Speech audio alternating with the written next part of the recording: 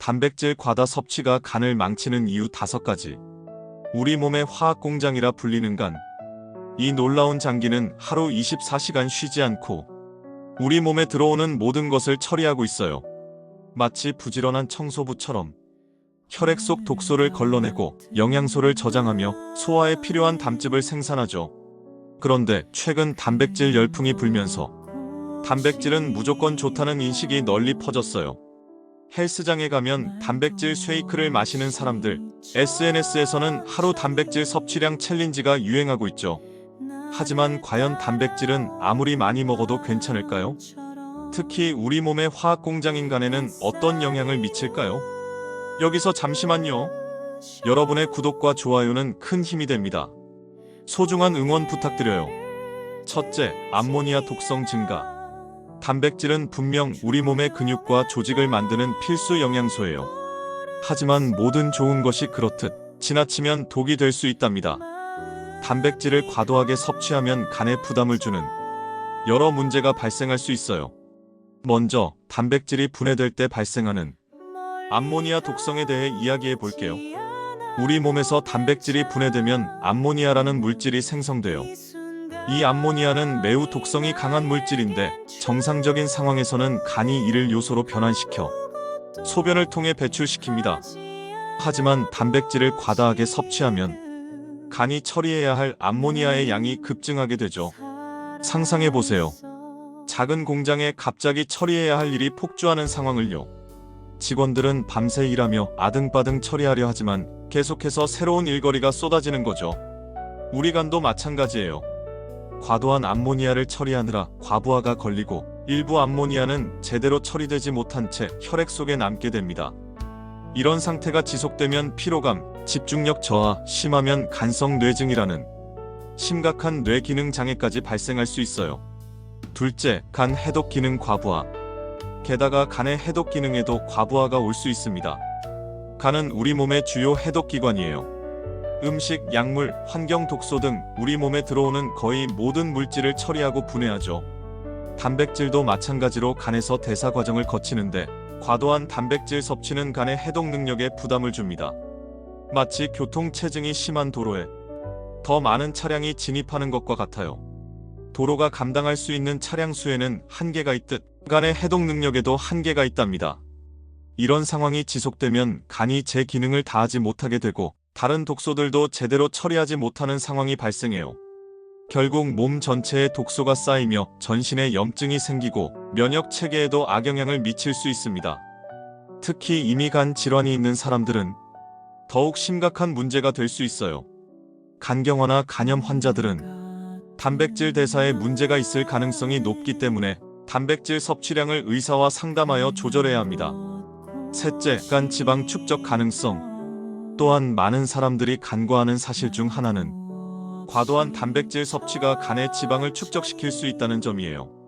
단백질이 어떻게 지방이 될 수 있지? 라고 의아해할 수도 있지만 우리 몸의 생화학적 과정은 생각보다 복잡합니다. 몸에 필요한 양 이상의 단백질을 섭취하면 남은 단백질은 에너지원으로 사용되거나 지방으로 전환될 수 있어요.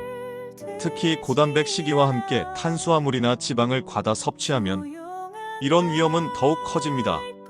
간에 지방이 쌓이면 지방간이라는 상태가 되는데 초기에는 증상이 거의 없어 모르고 지나가는 경우가 많아요.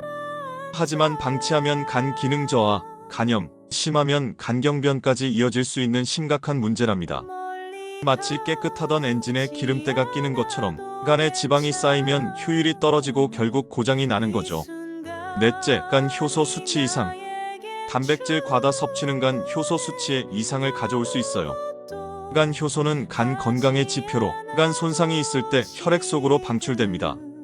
AST와 ALT라고 불리는 이 효소들은 건강검진에서 흔히 측정하는 항목인데 수치가 높으면 간에 문제가 있다는 신호예요.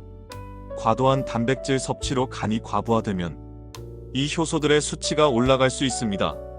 특히 단백질 보충제를 과도하게 섭취하는 사람들에게서 이런 현상이 자주 관찰됩니다. 물론 일시적인 상승이라면 큰 문제가 아닐 수 있지만 지속적으로 높은 수치를 유지한다면 간 손상의 신호일 수 있어요. 마치 자동차 대시보드의 경고등과 같은 역할을 하는 거죠. 처음에는 작은 문제일 수 있지만 무시하고 계속 달리면 엔진이 망가질 수 있잖아요. 우리 간도 마찬가지입니다.